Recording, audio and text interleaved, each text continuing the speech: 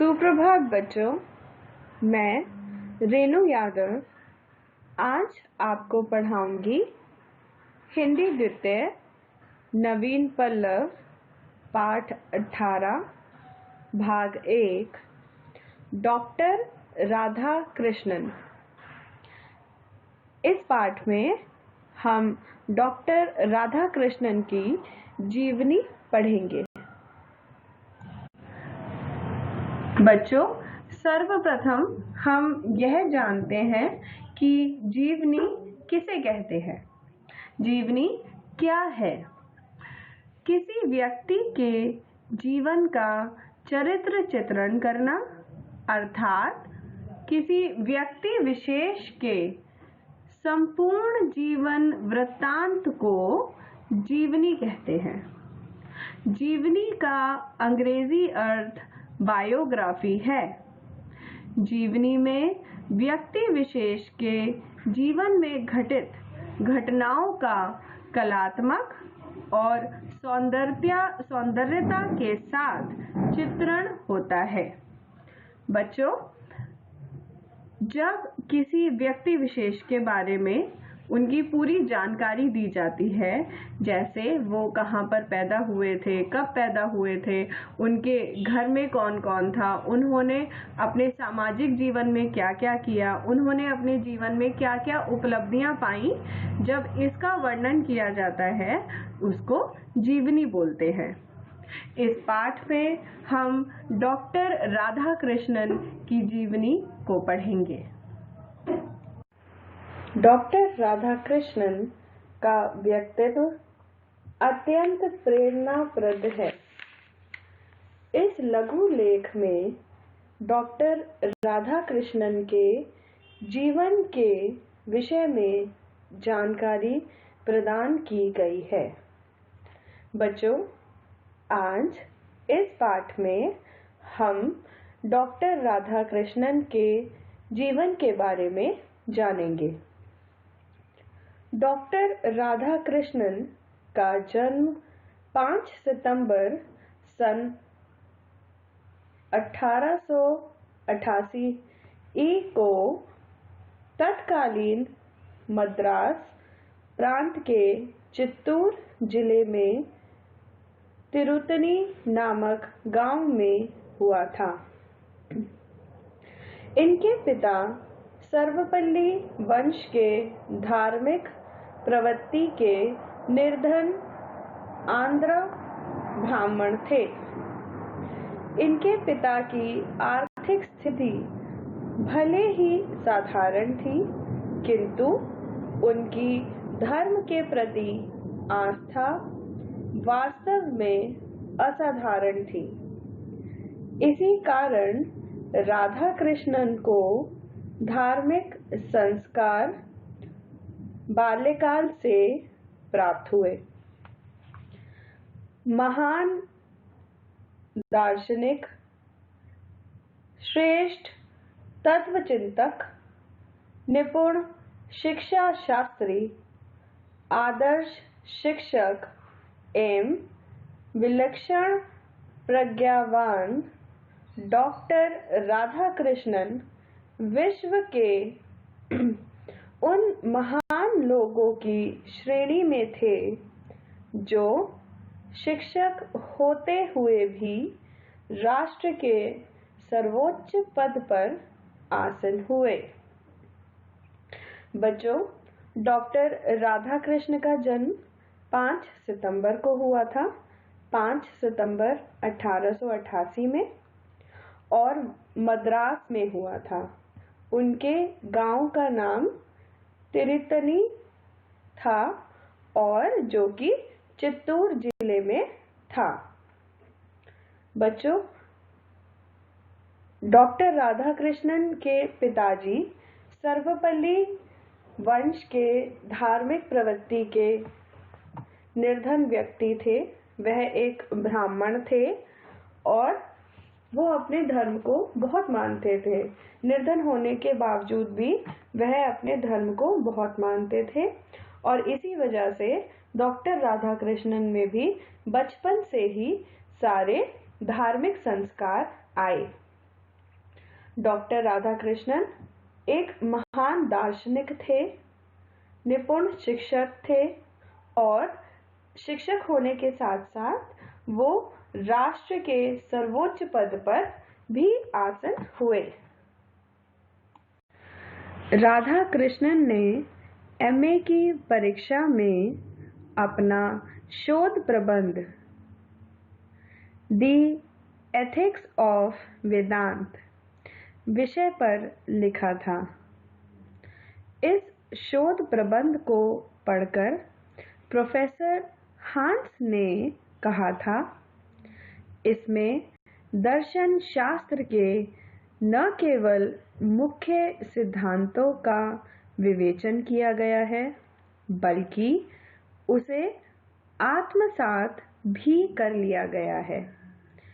जटिल व गंभीर मुद्दों को सहज ढंग से अभिव्यक्त करने की अद्भुत क्षमता और अंग्रेजी भाषा में अधिकार पूर्ण प्रभाव से अपनी बात कहने में यह प्रबंध आशातीत सफलता प्राप्त कर सका है।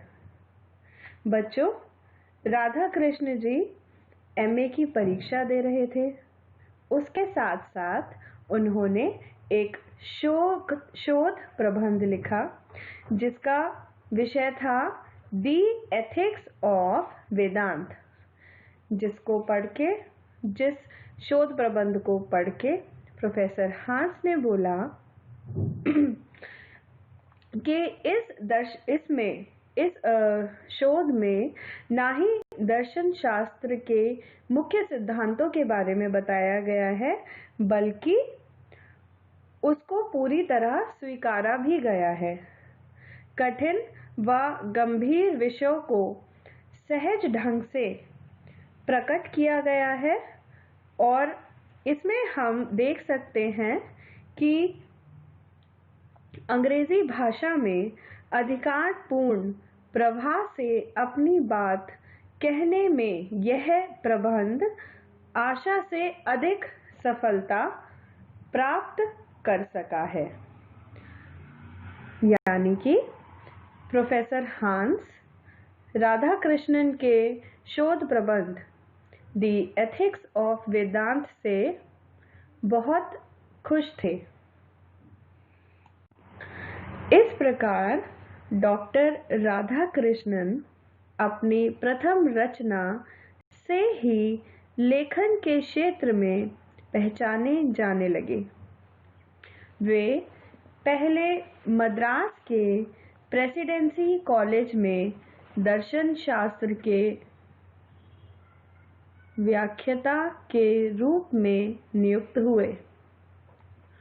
फिर मैसूर विश्वविद्यालय तथा कलकत्ता विश्वविद्यालय में प्रोफेसर रहे। इसी बीच वे 2 बार विदेश भी गए।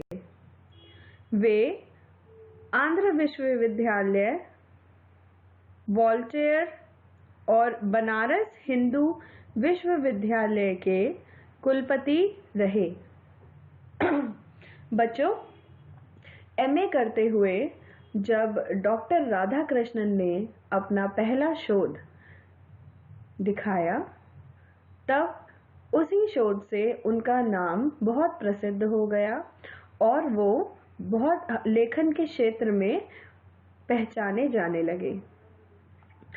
उन्होंने ना ही मद्रास के प्रेसिडेंसी कॉलेज में काम किया, बल्कि मैसूर विश्वविद्यालय, कलकत्ता विश्वविद्यालय में, बनारस हिंदू विश्वविद्यालय में और आंध्रा विश्वविद्यालय में भी अपनी सेवाएं दी। डॉक्टर राधाकृष्णन एक उच्च कोटि के लेखक थे। शिक्षा एवं शिक्षक विषय पर उनके विचार अत्यंत स्पष्ट, मौलिक व आदर्शवादी थे।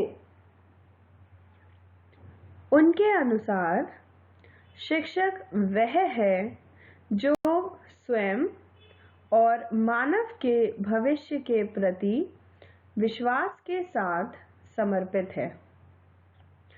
केवल त्याग की भावना रखने वाले व्यक्ति ही इस देश को महान बना सकते हैं।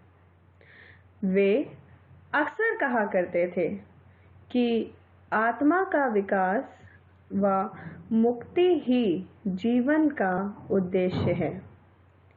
एक वास्तविक शिक्षक होना आवश्यक है। बच्चों, डॉक्टर राधाकृष्णन उच्च कोटि के लेखक थे। उनके लेखन ने समाज पर बहुत बड़ा प्रभाव छोड़ा। उन्होंने शिक्षा एवं शिक्षक पर भी अपने विचार व्यक्त किए, जो कि बहुत ही अच्छे थे। उनके अनुसार जो स्वयं और मानव के भविष्य के प्रति विश्वास के साथ समर्पित होता है, वो ही शिक्षक है। और हमारे जीवन का मुख्य उद्देश्य है हमारी आत्मा का विकास। जब तक हमारी आत्मा विकसित नहीं होगी, तब तक हमारा जीवन निरर्थक है। सन 1952 में वे भारत के उप राष्ट्रपति चुने गए तथा लगातार 2 कार्यकाल तक 1962 तक इस पद पर बने रहे। इस दौरान सन 1953 में अमेरिका के राष्ट्रपति के विशेष आमंत्रण पर उन्होंने पश्चिमी राष्ट्रों का व्यापक भ्रमण किया। सन 1962 से सन 1967 तक वह भारत के राष्ट्रपति रहे और अंततः 1975 में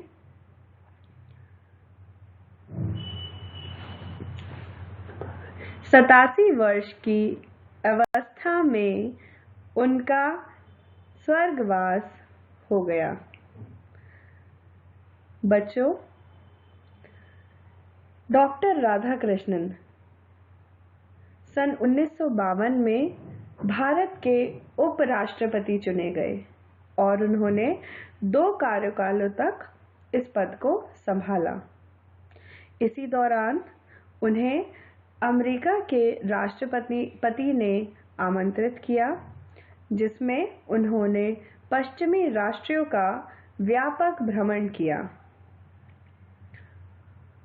और वह भारत के राष्ट्रपति भी रहे और अंत में उनका स्वर्गवास हो गया जब उनकी आयु 87 वर्ष थी। जीवन मूल्य।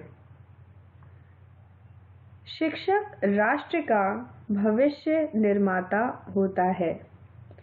बच्चों, डॉक्टर राधाकृष्णन के जीवन से हम सीखते हैं कि जो भी शिक्षक होता है वो एक राष्ट्र का निर्माण करता है। उसके जीवन का योगदान राष्ट्र के निर्माण में होता है, राष्ट्र के भविष्य में होता है और एक अच्छा शिक्षक ही एक अच्छा देश बना सकता है। इसी के साथ यह पाठ यहीं समाप्त होता है। धन्यवाद।